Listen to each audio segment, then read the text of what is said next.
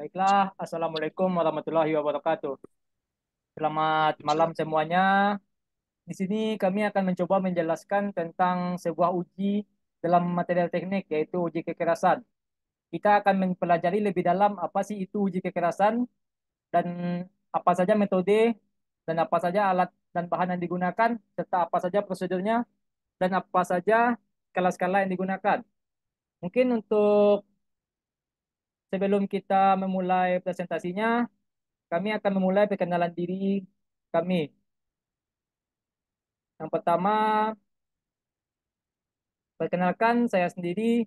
Nama saya Ahmad Safwan Adi dengan NIM 21338056. Dan ada Angga Hermawansah dengan NIM 21338021. Selanjutnya ada Arif Fikri dengan NIM 21338023. Selanjutnya ada Hafiz Dwi Anggara dengan NIM 22338138. Selanjutnya ada Kevin Deskaf dengan NIM 22338096. Baiklah, tanpa memperpanjang perkenalan, marilah kita mulai presentasinya atau kita akan mempelajari lebih dalam tentang uji kekerasan. Apa sih itu uji kekerasan? Nah, kekerasan material adalah sifat intrinsik dari suatu material yang menunjukkan kemampuannya untuk menahan penetrasi atau deformasi permanen ketika dikenakan gaya atau tekanan tertentu. Uji Uji uji ini merupakan salah satu parameter penting dalam karakterisasi material karena memberikan pemahaman tentang seberapa tahan suatu material terhadap sebuah penyokan, goresan, atau sebuah perubahan bentuk permanen ketika dikenai tekanan atau dikenai beban. Selanjutnya yaitu pentingnya kekerasan material dalam penggunaan material sangatlah signifikan. Beberapa aspek pentingnya yaitu yang pertama ada evaluasi ketahanan dan daya tahan. Dalam evaluasi dalam evaluasi ketahanan dan daya tahan, kekerasan material memberikan gambaran tentang seberapa kuat suatu material dalam menghadapi sebuah tekanan atau gesekan yang mungkin terjadi dalam berbagai aplikasi.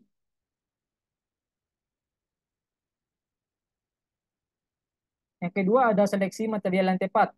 Dalam seleksi material yang tepat, kekerasan material membantu dalam pemilihan material yang paling sesuai untuk aplikasi tertentu. Material yang lebih keras mungkin lebih diinginkan dalam kekerasan dalam beberapa kasus, seperti dalam pembuatan perkakas atau komponen yang memerlukan ketahanan terhadap abrasi. Yang ketiga ada pengembangan dan peningkatan material. Dalam pengembangan dan peningkatan material ini, kekerasan juga menjadi fokus utama dalam pengembangan material baru atau dalam meningkatkan sifat-sifat material yang sudah ada, mendorong penelitian dan inovasi untuk menciptakan material dengan kekerasan yang lebih baik tanpa mengorbankan sifat aslinya. Dan yang keempat itu ada kualitas dan performa produk. Kekerasan material memiliki dampak langsung pada kualitas dan performa produk. Material yang tepat dengan kekerasan yang sesuai dapat meningkatkan umur pakai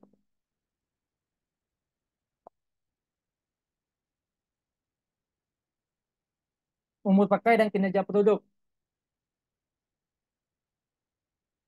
Selanjutnya, pemahaman tentang kekerasan material tidak hanya penting dalam dunia industri, tetapi juga memiliki peran vital dalam berbagai disiplin ilmu seperti metalurgi, rekayasa material, desain produk, dan teknik.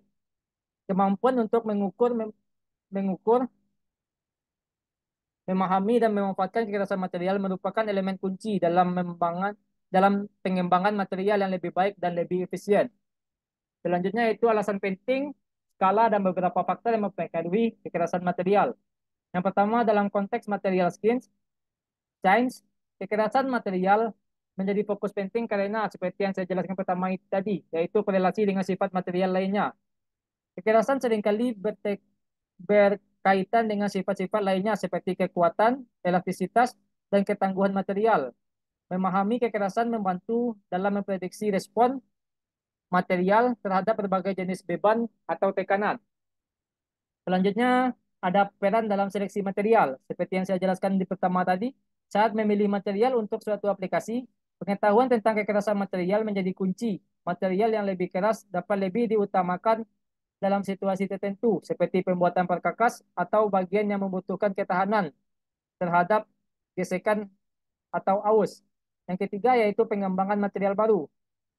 Pengembangan material baru seringkali melibatkan upaya untuk meningkatkan kekerasan material tanpa mengorbankan sifat lain yang diinginkan. Hal ini membutuhkan pemahaman yang dalam tentang sifat-sifat material pada tingkat mikrostrukturnya. Yang kedua, ada tiga skala kekerasan. Ada tiga skala dalam uji kekerasan. Yang pertama ada skala biner, yang kedua ada skala Vickers, dan yang ketiga ada skala Rockwell. Dan mungkin nanti akan lebih rinci dijelaskan oleh teman saya. Yang ketiga ada faktor-faktor yang mempengaruhi kekerasan, yaitu yang pertama struktur mikro. Di struktur mikro material seperti ukuran butir, distribusi fase, dan keberadaan cacat mempengaruhi kekerasan material secara signifikan. Yang kedua ada komposisi kimia.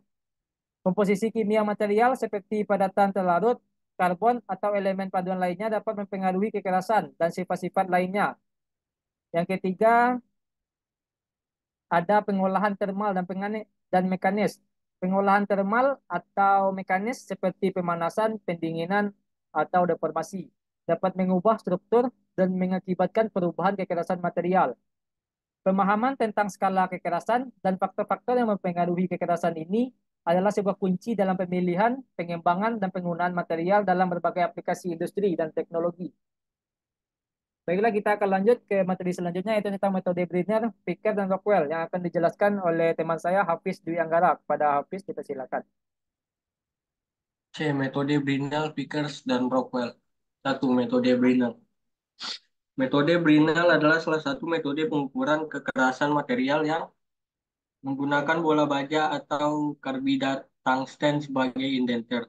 Prosedur pengukuran melibatkan menekan bola dengan beban yang ditentukan ke permukaan material selama periode waktu tertentu. Setelah itu, diameter bekas tekanan diukur untuk menentukan nilai kekerasan. Aplikasi utama dari metode Brinell adalah pada material yang memiliki struktur kasar pada permukaannya, seperti logam yang lebih lembut, paduan aluminium, atau baja yang memiliki kekerasan yang rendah hingga menengah. 2. Metode Vickers. Metode Vickers menggunakan indenter berbentuk piramida berlian dengan sudut 136 derajat. Teknik pengukuran melibatkan menekankan indenter ke permukaan material dengan beban yang ditentukan selama periode waktu tertentu.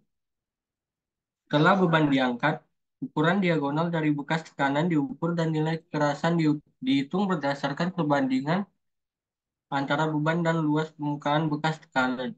Metode Vickers cocok digunakan pada material dengan kekerasan yang beragam, dari yang lembut hingga yang keras seperti logam, keramik, dan plastik. 3. Metode Rockwell.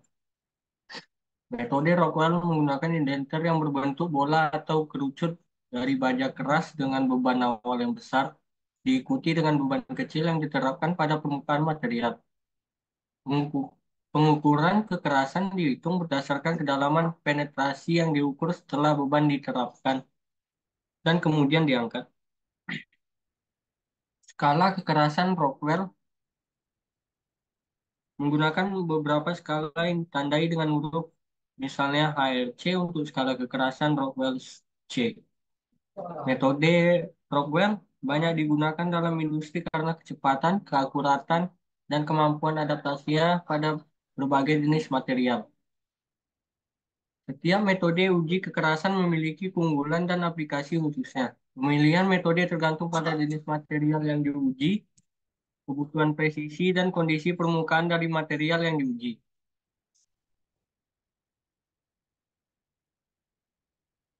D. Alat dan bahan. Alat dan bahan yang digunakan dalam uji kekerasan metode Brinell, Vickers, dan Rockwell memiliki perbedaan sesuai dengan metodenya. Berikut adalah beberapa peralatan dan bahan yang umum digunakan dalam masing-masing metode. 1. Metode Brinell. Pada metode Brinell, indenter yang digunakan yaitu bola baja atau karbon tinggi atau paduan keras dengan diameter tertentu, biasanya antara 1 hingga 10 mm.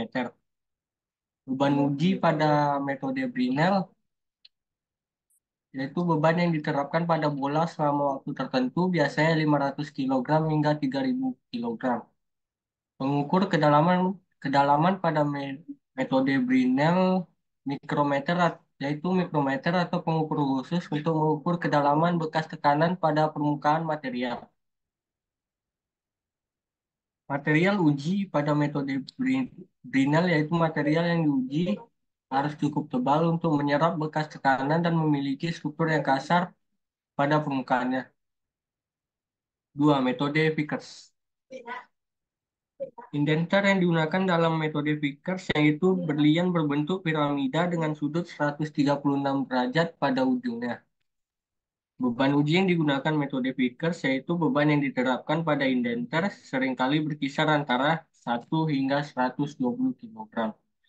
Pengukuran kedalaman pada metode Vickers yaitu dibutuhkan untuk mengukur diagonal bekas tekanan dengan tepat. Material uji pada metode Vickers yaitu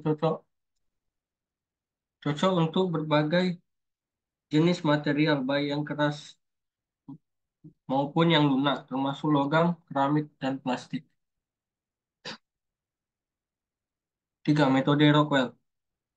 Pada metode Rockwell, indenter yang digunakan yaitu biasanya berbentuk bola atau untuk skala Rockwell B dan E, atau kerucut berlian untuk skala Rockwell C. Beban uji, beban awal besar, dan beban sekunder yang lebih kecil yang diterapkan setelahnya.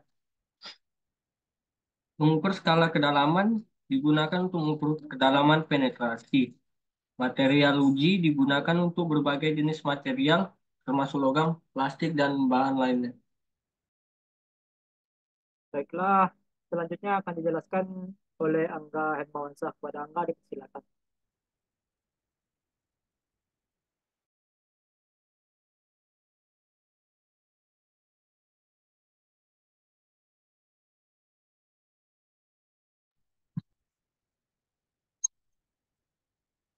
Bahan standar ya.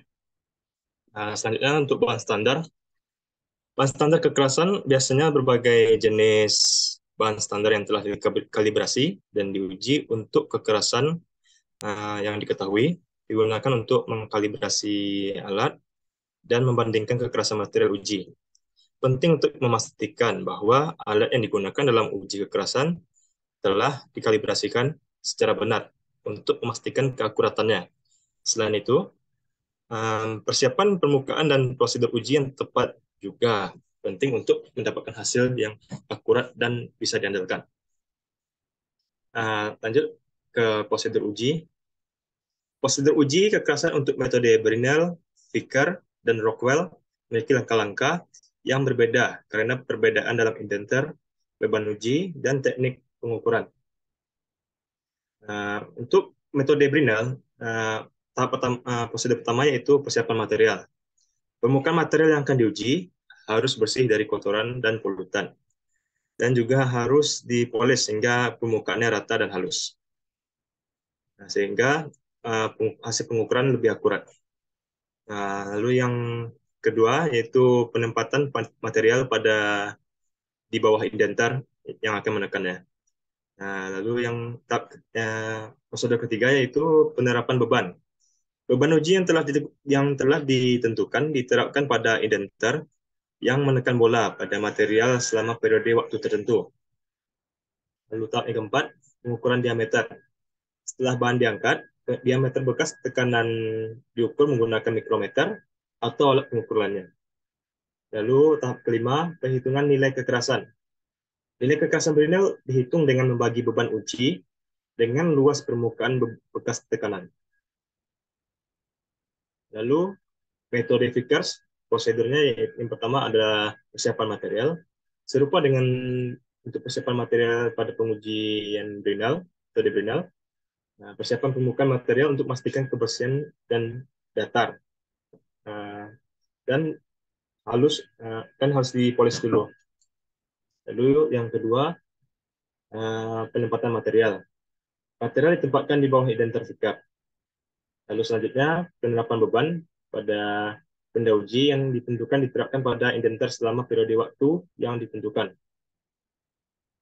Lalu yang keempat adalah pengukuran bekas tekanan.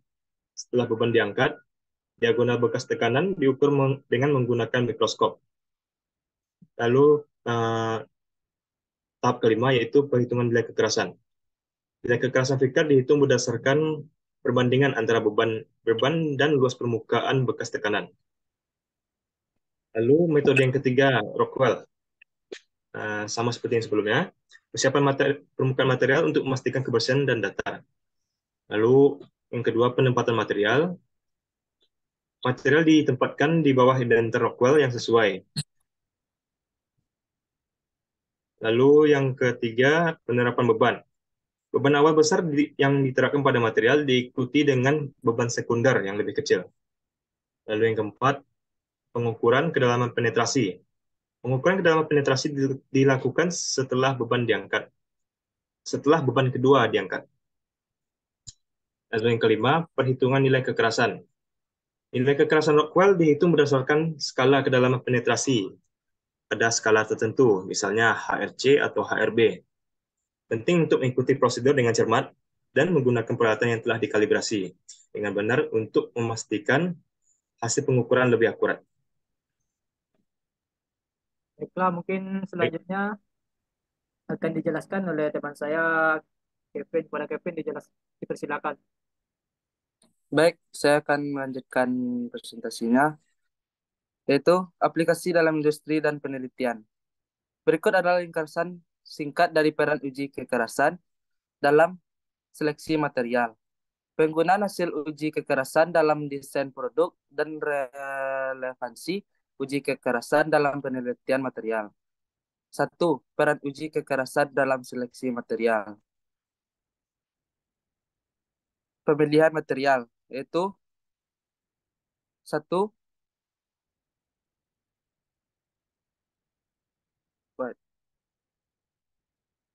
Tahan terhadap abrasi dan keausan.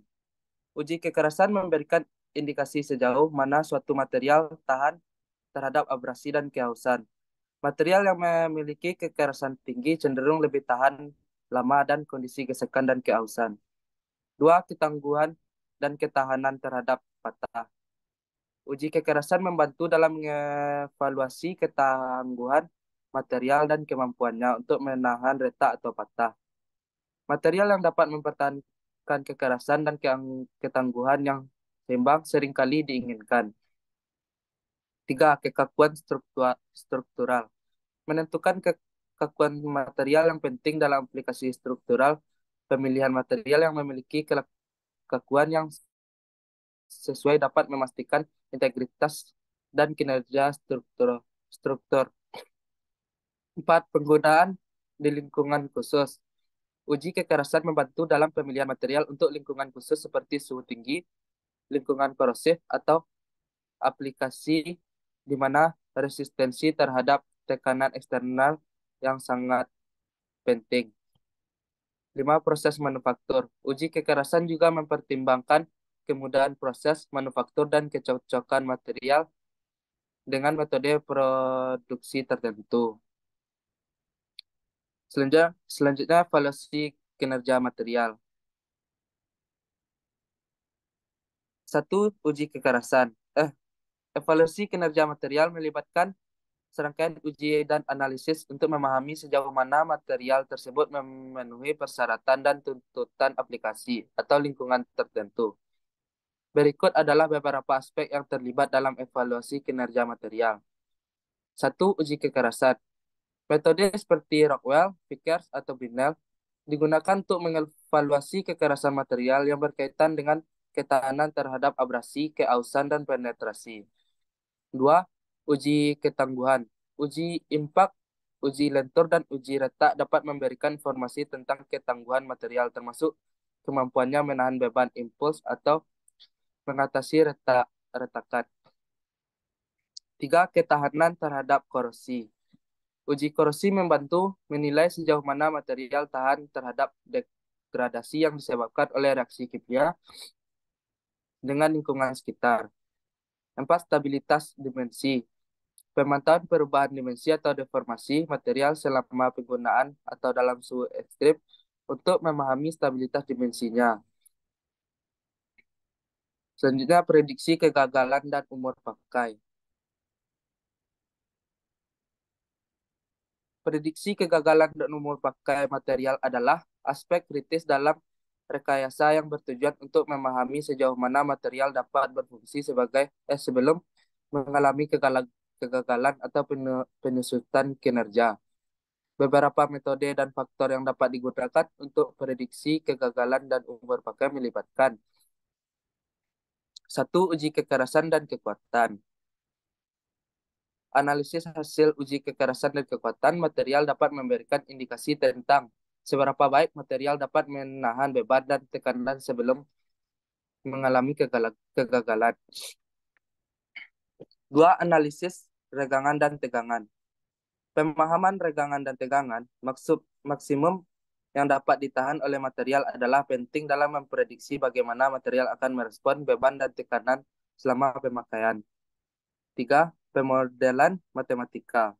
Pemodelan matematika dalam simulasi numerik untuk memprediksi kinerja material selama periode waktu tertentu. Ini dapat melibatkan model elemen hingga atau permodelan elemen tak hingga. Selanjutnya, 2. Penggunaan hasil uji kekerasan dalam desain produk.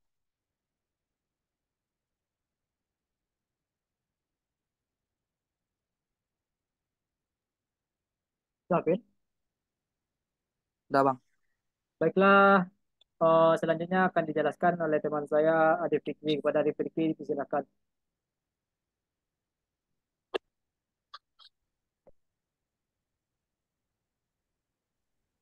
Baiklah, kemudian penggunaan hasil uji kekerasan dalam desain produk. Yang pertama adalah optimasi desain. Hasil uji kekerasan digunakan untuk mengoptimalkan desain produk material dengan kekerasan yang sesuai. Dapat digunakan dalam komponen-komponen yang memerlukan ketahanan terhadap gesekan, abrasi, dan tekanan tinggi. Kemudian peningkatan kualitas. Kekerasan material menjadi faktor penting dalam meningkatkan kualitas produk material yang dipilih dengan kekerasan yang tepat dan meningkatkan umur pakai dan kinerja produk secara keseluruhan. Kemudian, relevansi uji kekerasan dalam penelitian material.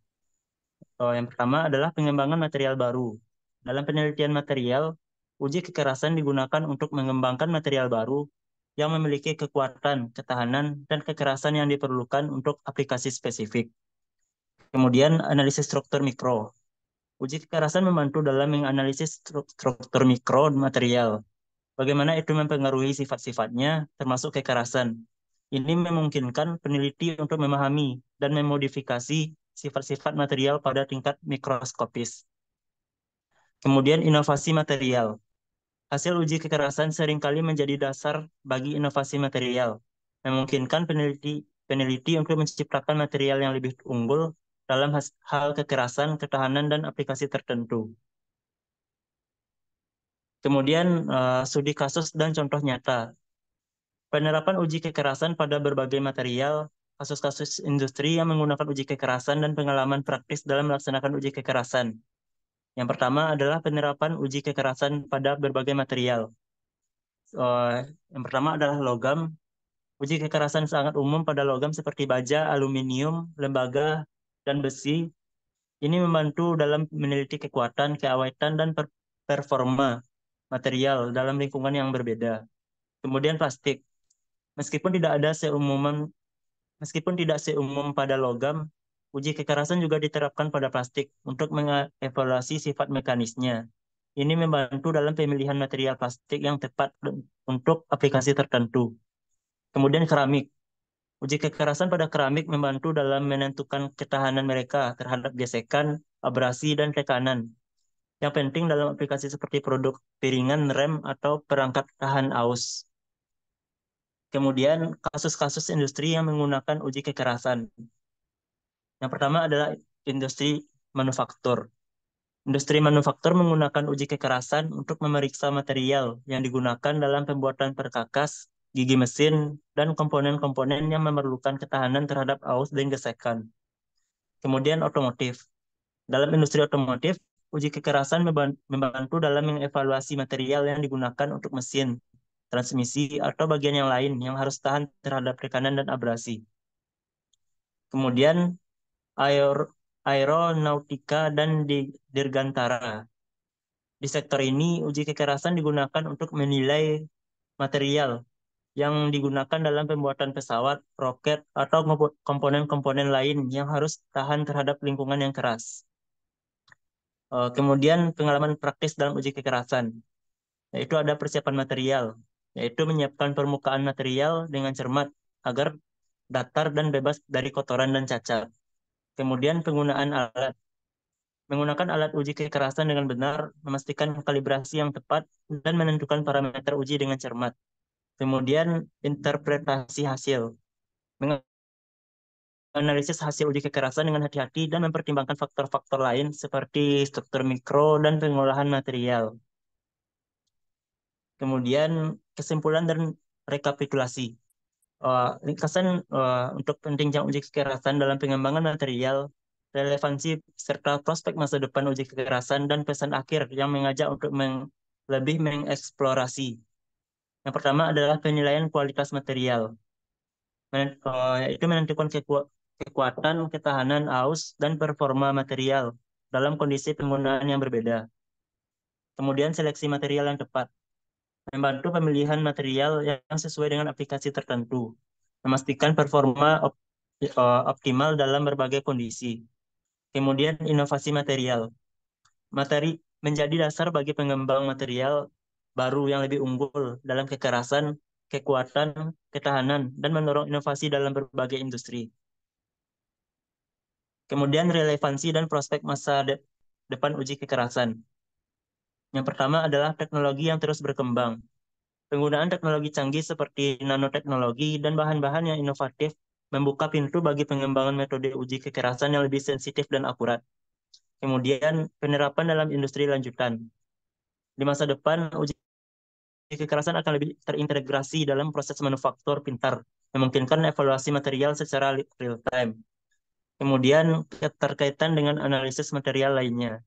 Akan lebih banyak penggabungan antara uji kekerasan dengan analisis material lainnya seperti spektroskopi atau mikroskop elektron untuk memberikan gambaran yang lebih holistik tentang sifat material.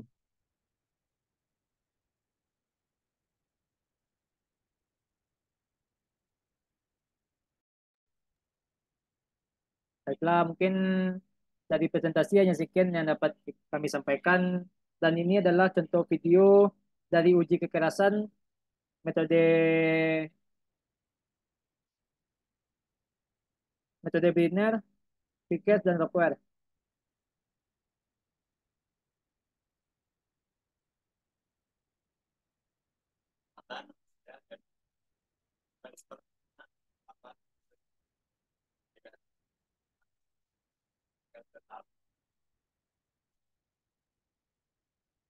Pada dasarnya, uji keras bertujuan untuk menentukan nilai kekerasan suatu material, sedangkan kekerasan yaitu kemampuan suatu material terhadap deformasi plastis lokal.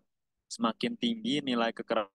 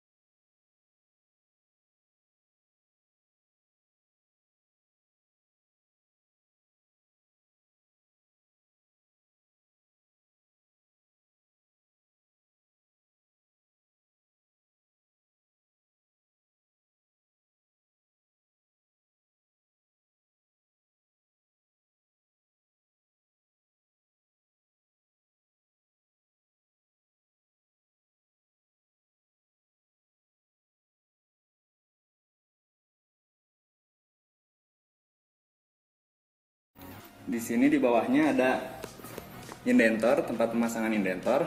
Lalu di sini ada anvil atau meja landasan si spesimen ditempatkan. Sini ada rodanya, roda penggerak yang dapat dinaik turunkan sehingga spesimen dapat diatur. Juga yang terakhir di sini ada pembebanannya dari 30 kg force sampai 250 kg force.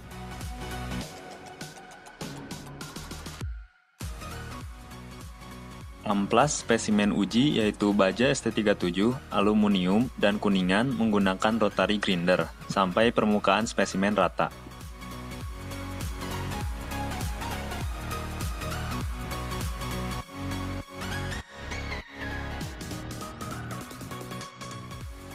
Langkah pertama yaitu pemasangan indentor sesuai dengan metode yang dipilih.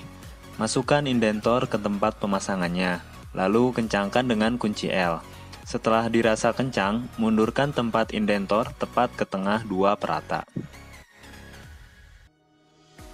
Pilih beban sesuai dengan diameter indentor dengan cara memutar roda pembebanan. Langkah selanjutnya yaitu mencari permukaan spesimen yang paling rata dengan menaikkan meja dan perhatikan apakah kedua perata telah menyentuh seluruh permukaan spesimen. Langkah berikutnya yaitu memberikan beban awal atau minor load sebesar 10 kg force dengan cara menggerakkan tuas dari posisi 1 ke posisi 3 secara perlahan dan putar dial indikator ke angka 0. Tunggu selama 5 detik. Lalu beri beban mayor load dengan cara menggerakkan handle ke posisi 4 dan tunggu sekitar 20 detik sampai dial indikator tersebut diam.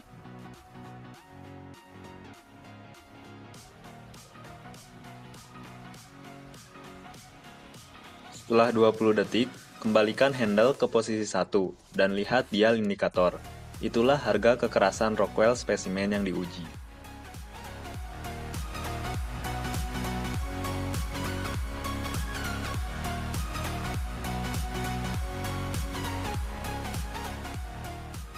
Cari permukaan spesimen yang rata, lalu dekatkan dengan indentor. Setelah itu, beri beban minor load selama 5 detik. Beri beban mayor load dan tunggu sampai 20 detik. Kembalikan tuas ke posisi 1 dan turunkan meja. Lakukan hal tersebut sebanyak 3 kali. Jangan lupa untuk memberi jarak pada setiap penekanannya.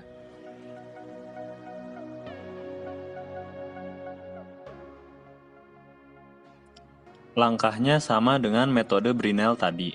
Hanya saja, metode Vickers menggunakan indentor intan 136 derajat.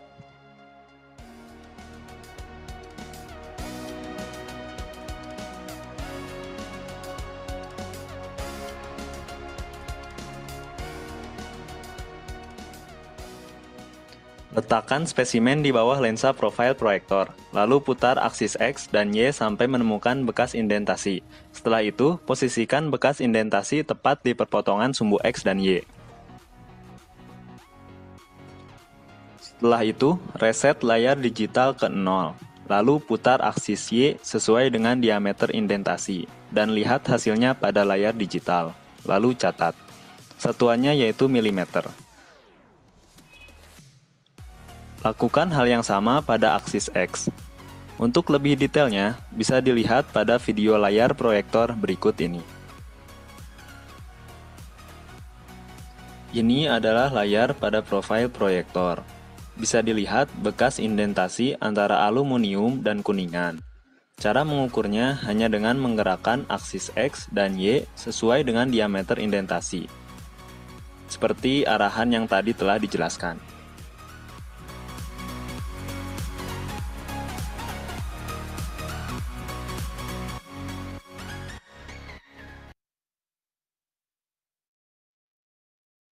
Baiklah,